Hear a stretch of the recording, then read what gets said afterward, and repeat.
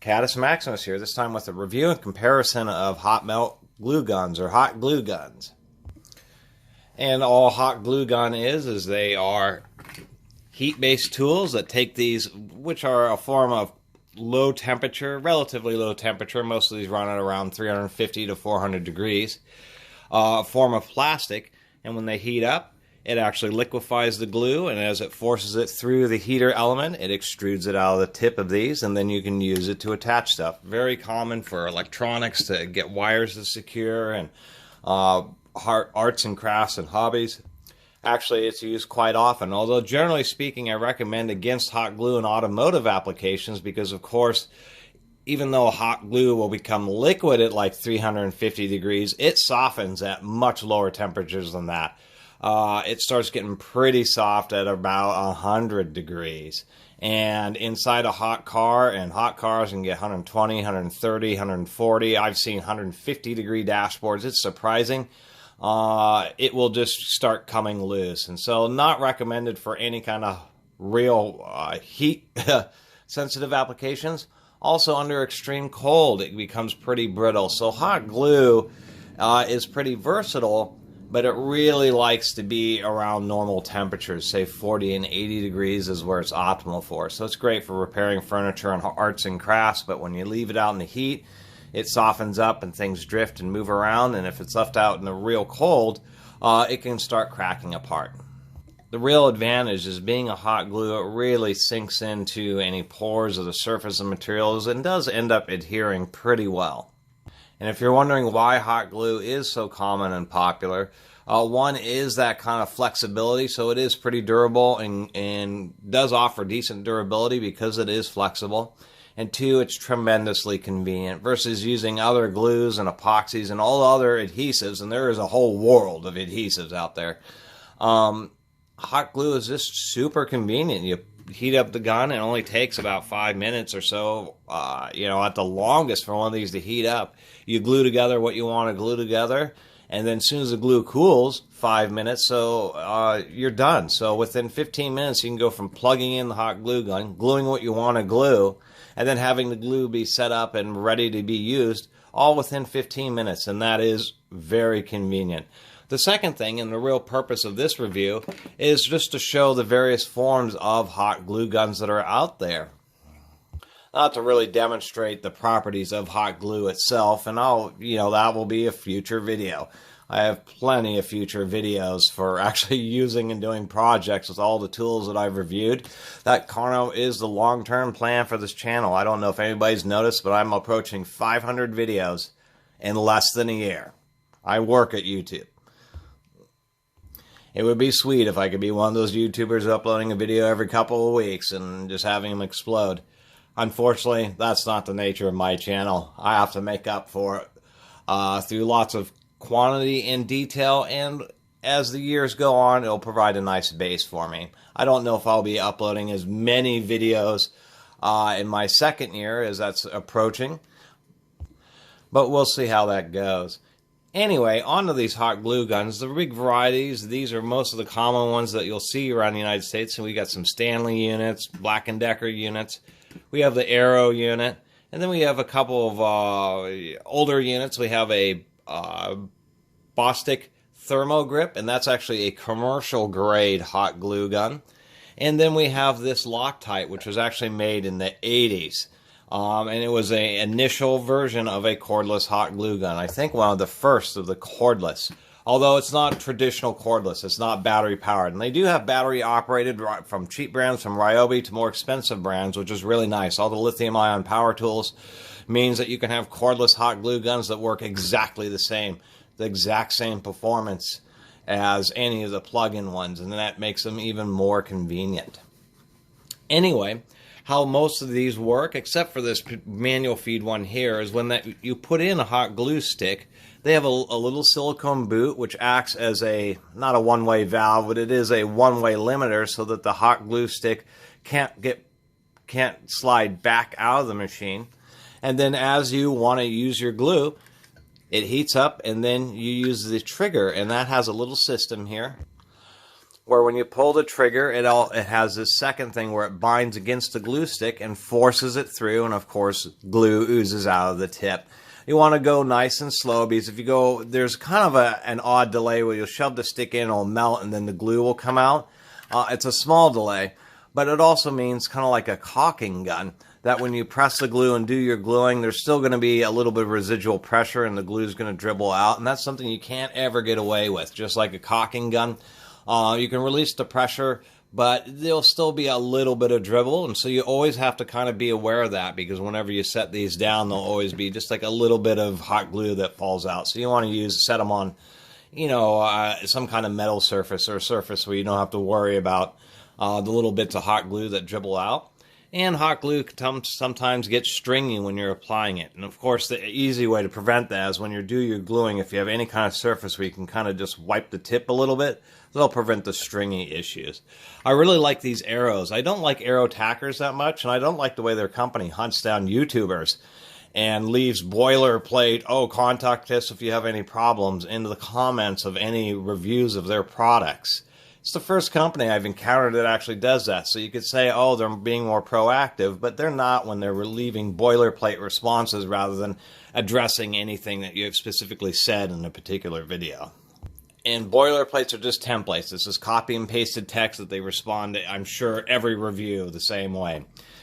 And I don't like their tackers, and that's where I encountered that issue with the corporation leaving comments, was on my tacker videos. But this hot glue gun actually works out a little better than their tackers.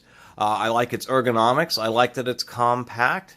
And I do like that it has a nice wide trigger bar. So it makes it just a bit easier when you're using all 4 fingers to control the feed of the glue. And it is comfortable. I like the unit. Also, it's universal that their hot melt glue guns are about 40 watts.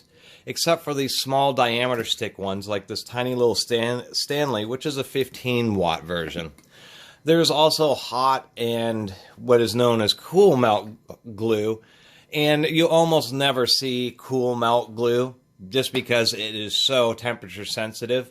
It's almost all hot melt, but this Stanley GR25 actually has the ability to run both types of sticks, and yes, you can run low temp hot glue in high temp guns, and it actually ends up just being a little bit more running, and can be an advantage in some situations. But it's actually even hard to find low temp glue sticks. Most of them are sold as either universal or simply hot melt. But this is just an example of one where they have the Stanley head, and we're literally connected to a diode.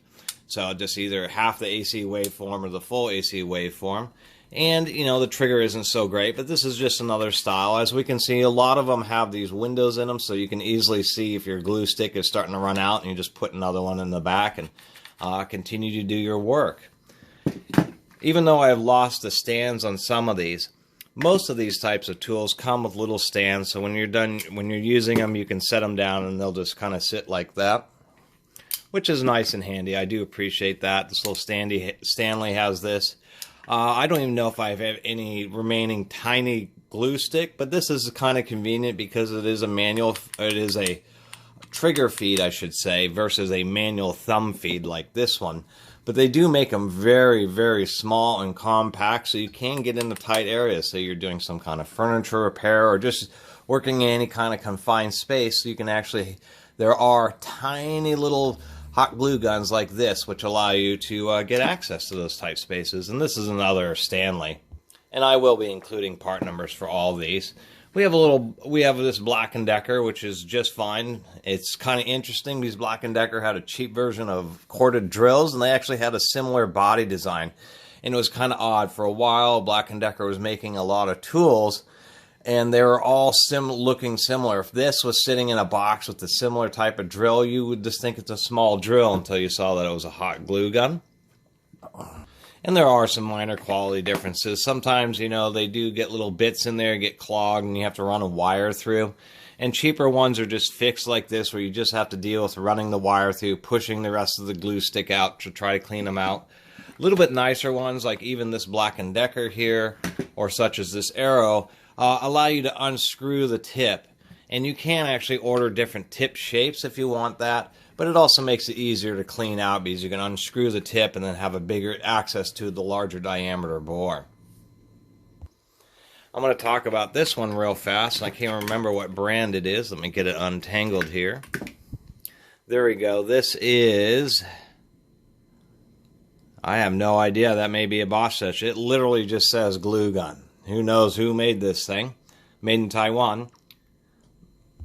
It's kind of funny. A lot of hot glue guns, apparently people use them and leave them plugged in and just forget about them. So most of these hot glue guns do remind you to unplug after using, because I'm sure there's been some fires or something because people have just let these sit. You know, use them and let them sit overnight running, which is not what you want to do.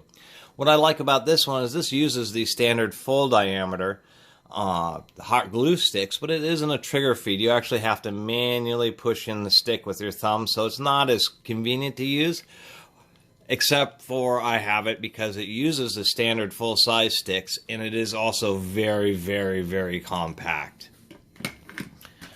I'll talk about this Loctite one last because it's a bit of an oddball. We have this Bosch stitch, and this is a much older unit. It's made out of Bakelite or thermoplastic, so it's just really oversized. You can see how chunky this hot glue gun is. We can see that it is nice because it uses a metal feeder. It's the only one I've ever seen that has a metal feeder in it. And what makes this different is this is actually a commercial grade. If you're doing tons of hot gluing and just running through a lot of this, just continuously squeezing, running through stick in a couple of seconds, you'll actually get the heating element to cool down because you're just melting so much glue. It's heat soaking it away, and then you have to do some and then wait a minute for the heater to heat back up on these 40-watt versions and then do more gluing. This Bosch stitch Thermo grip is actually designed for continuous operation, for assembly work, that kind of stuff, where you'll just be using this all day, just pushing glue as fast as you can pull the trigger. And how you really know that is when we look on the bottom again here, we can see that this is rated for 160 watts. That is 4 times the power of the rest of these. To give you an idea of what a commercial grade unit, the kind of power that it needs. You need 4 times the power if you want to be able to certify one of these to be able to continuously run hot glue sticks as fast as you can physically push them through the heat gun. Otherwise, you know, you're running a stick through and it starts to get stiff and you have to let it heat up, and then you're able to run some more glue and then it gets stiff and you have to let it heat back up. Most people don't encounter that issue because they're just not running hot glue that fast. This is designed to literally, it takes about 10 pumps to run a whole stick through, and you know, this is designed to run hundreds of sticks of hot glue in a single day.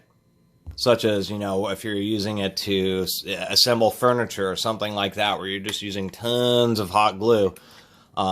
That's what a commercial grade unit is, and that's how you really know it's commercial grade, is because it'll have far more heater power than what a standard hot glue gun will have. So we also have this rather unique unit. So this is one of the very few Loctite branded power tools, and we're talking very few. Loctite did not really get into the power tool business.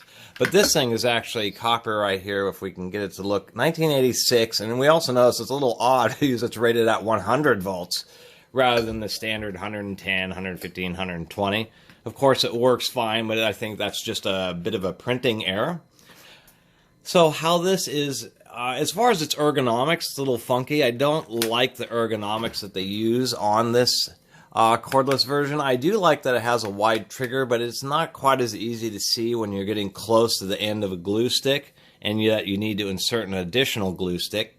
And I thought the casing had just a bit too much bulk. So what we can see here is it's actually not battery operated cordless. How this thing is designed to operate is it has this base that you plug in and has a little LED to let you know that it's heating. And then when you need to do your hot gluing, you just press this to pop it out. And then you can run this for maybe 5 or 10 seconds, not very long. It's just running off the residual heat that's in the heater element. It is heavier than the rest of these because they include more metal around the heating element in order to retain heat a little bit more heat for a little bit longer. So the idea is you would pull it off. You might glue a couple things for your craft, or to get, you know, something sealed. And then you would put it back on the base and plug it back in, and it would heat back up.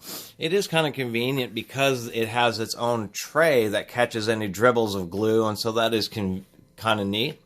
But I thought it was just slightly disingenuous for them to really advertise it as being cordless when it's really temporary uncorded would be a better description, because it only lasts a few seconds.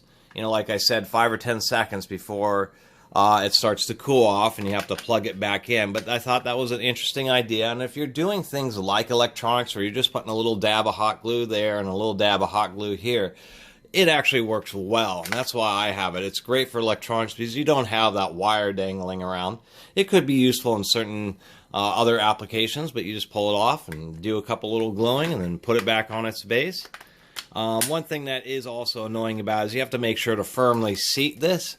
Otherwise, you'll go to use it again, and the glue will be stiff, and you'll realize you hadn't seated it all the way and it wasn't heating up. So it's a little bit funky, but I thought it was neat for a tool collection because it's a Loctite branded power tool.